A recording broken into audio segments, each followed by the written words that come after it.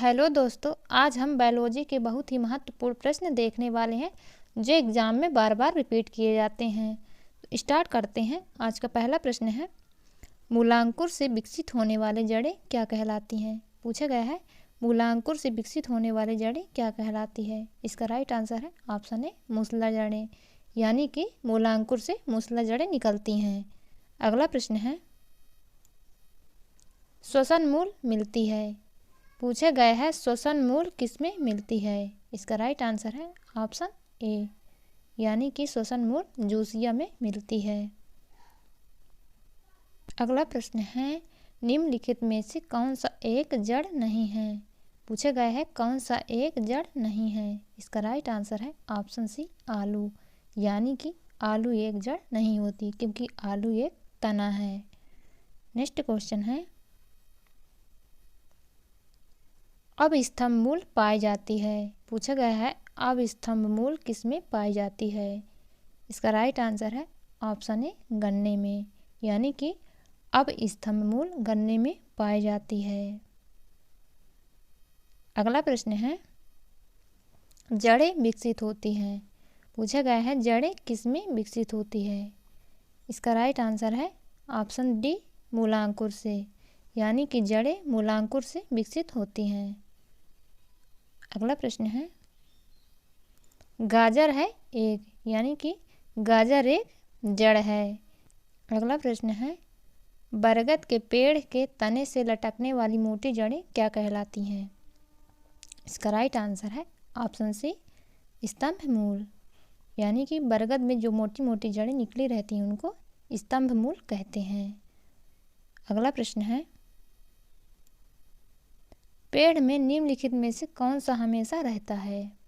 पूछा गया है, पेड़ में निम्नलिखित में से कौन सा हमेशा रहता है। इसका राइट आंसर है ऑप्शन बी, जड़। अगला प्रश्न है, आलू का खाने योग्य भाग होता है, यानी कि हम आलू का कौन सा भाग खाते हैं। इसका राइट आंसर है ऑप्शन सी, तना, क्योंकि आलू एक तना है। अगला प्रश्न है, नागफनी में प्रकाश संश्लेषी कार्य होता है। पूछा गया है, नागफनी में प्रकाश संश्लेषी कार्य होता है। इसका राइट आंसर है ऑप्शन ए, पर्णकाय स्तंभ द्वारा। अगला प्रश्न है,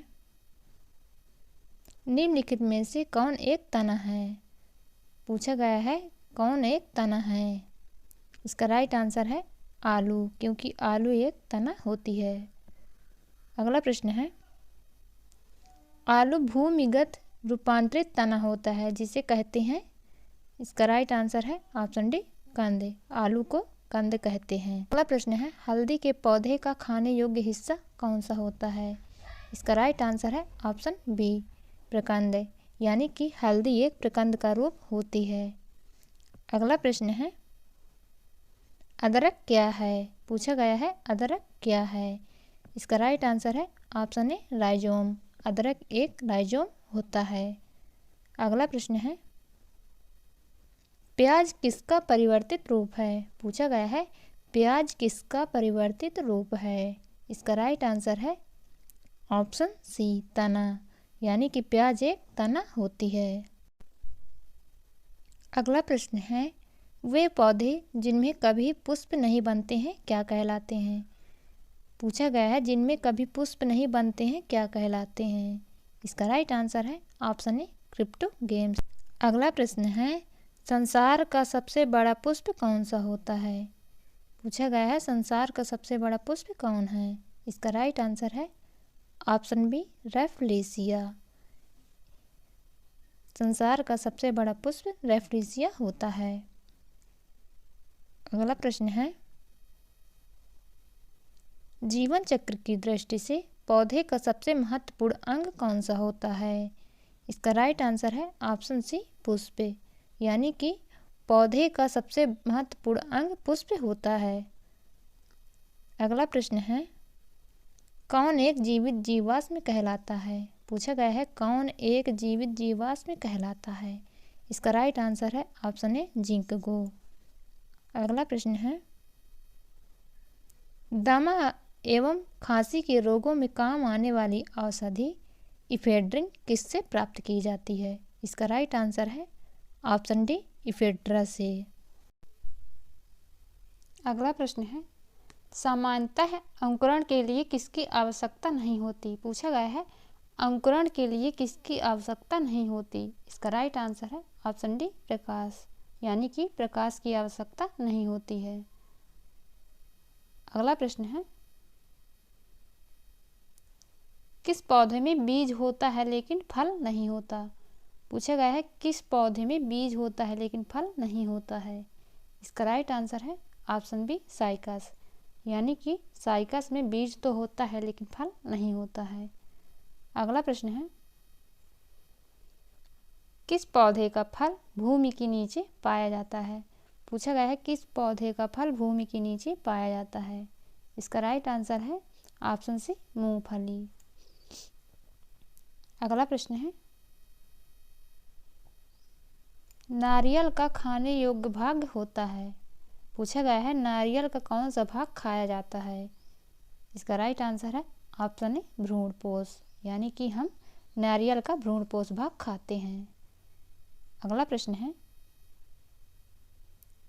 सुगंधित पुष्पों में परागण किसके द्वारा होता है? पूछा गया है सुगंधित पुष्पों में परागण किसके द्वारा होता है? इसका राइट आंसर है ऑप्शन ए, कीट, यानी कि कीटों के द्वारा परागण होता है। अगला प्रश्न है, अनिषेक जनन प्रायः किसमें दिखाई देता है? पूछा गया है अनिषेक जनन प्रायः किसमें दिखाई देता है? इसका राइट आंसर है ऑप्शन बी, अंगूर में। अगला प्रश्न है, तना काट आमतौर पर किसके प्रवर्धन के लिए प्रयोग किया जाता है? पूछा गया है तना काट आमतौर पर किसके लिए प्रवर्धन किया जाता है? इसका राइट आंसर है ऑप्शन सी, गन्ना। अगला प्रश्न है, निम्न में से किस एक की खेती पौधे का प्रतिरोपण करके की जाती है? पूछा गया है पौधे का प्रतिरोपण करके किसकी खेती की जाती है? इसका राइट आंसर है ऑप्शन सी, प्याज, यानी कि प्याज का प्रतिरोपण किया जाता है। अगला प्रश्न है, एक सत्य फल परिवर्धित होता है? पूछा गया है एक सत्य फल परिवर्धित होता है? इसका राइट आंसर है ऑप्शन सी, अंडाशय से, यानी कि एक सत्य फल परिवर्धित होता है अंडाशय से। अगला प्रश्न है, निम्न में से कौन सा एक कूट फल होते हैं? पूछा गया है एक कूट फल कौन सा होता है? इसका राइट आंसर है ऑप्शन सी, सेब, यानी कि सेब एक कूट फल होता है। अगला प्रश्न है, सर्वाधिक महत्वपूर्ण भोजन किससे उत्पन्न होते हैं? पूछा गया सबसे ज़्यादा भोजन किससे उत्पन्न होता है? इसका राइट आंसर है ऑप्शन सी, फलों से। अगला प्रश्न है, चावल का दाना क्या है? पूछा गया है चावल का दाना क्या है? इसका राइट आंसर है ऑप्शन बी, एक बीजी फल होता है। अगला प्रश्न है, नाशपाती का कौन सा भाग खाया जाता है? पूछा गया है नाशपाती का कौन सा भाग खाया जाता है? इसका राइट आंसर है ऑप्शन सी, गूदेदार पुष्पासन, यानी कि हम नाशपाती का गूदेदार पुष्पासन खाते हैं। अगला प्रश्न है, बीज किससे विकसित होता है? पूछा गया है बीज किससे विकसित होता है? इसका राइट आंसर है ऑप्शन बी, बीजांडों से, यानी कि बीज बीजांडों से विकसित होता है। अगला प्रश्न है, निम्नलिखित में से किसी वर्गीकी का जनक कहा जाता है? पूछा गया है वर्गीकी का जनक किसे कहा जाता है? इसका राइट आंसर है ऑप्शन डी, लिनियस को, यानी कि लिनियस को ही वर्गीकी का जनक कहा जाता है।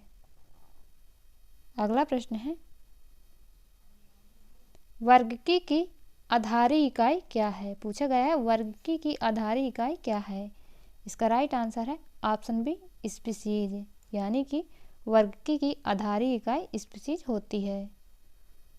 अगला प्रश्न है, आलू किस कुल से संबंधित इकाई है? पूछा गया है आलू किस कुल से संबंधित है?